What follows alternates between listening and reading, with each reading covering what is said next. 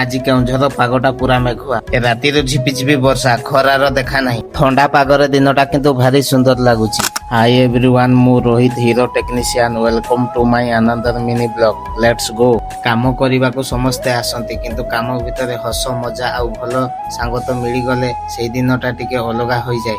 ଏମିତି ସାଙ୍ଗ ସାଥିରେ ଥିଲେ କାମ ବି ମଜାରେ ହୋଇଯାଏ। ସୋରୁମରେ ସକାଳର ଝାଡୁ ପୋଛା କାମ ଆରମ୍ଭ ହୋଇଗଲା। ଆଜି କେଉଁଝରରେ ବର୍ଷା ଛାଡିବାର ନାଁ ନେଉନି। ସକାଳୁ ଲଗାତାର ବର୍ଷା ହୋଇ ଚାଲିଛି। ତାପରେ ଗୋଟେ ସ୍ପ୍ଲେଣ୍ଡର ପ୍ଲସ୍ 3 ନମ୍ବର ସର୍ଭିସିଂ ପାଇଁ ଆସିଥିଲା।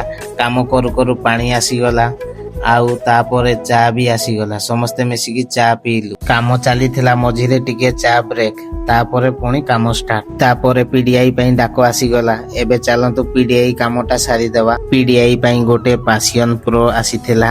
ପ୍ରଥମେ leg guard, ladies foot rest, mirror ଆଉ ବ୍ୟାଟେରୀ ଫିଟିଂ କଲୁ। ତାପରେ ସିଟ୍ କଭର ଲଗାଇ ପେଟ୍ରୋଲ ଢାଳି ଷ୍ଟାର୍ଟ କରିଦେଲୁ। ବାସ୍, ପିଡିଆଇ କାମଟା କମ୍ପ୍ଲିଟ ହୋଇଗଲା। ଏମିତି ବାଇକ୍ କାମ ଆଉ ସର୍ଭିସିଂ ଭିଡିଓ ପାଇଁ ଫଲୋ କରନ୍ତୁ। ପରବର୍ତ୍ତୀ ଭିଡିଓରେ ପୁଣି ଦେଖାହବ।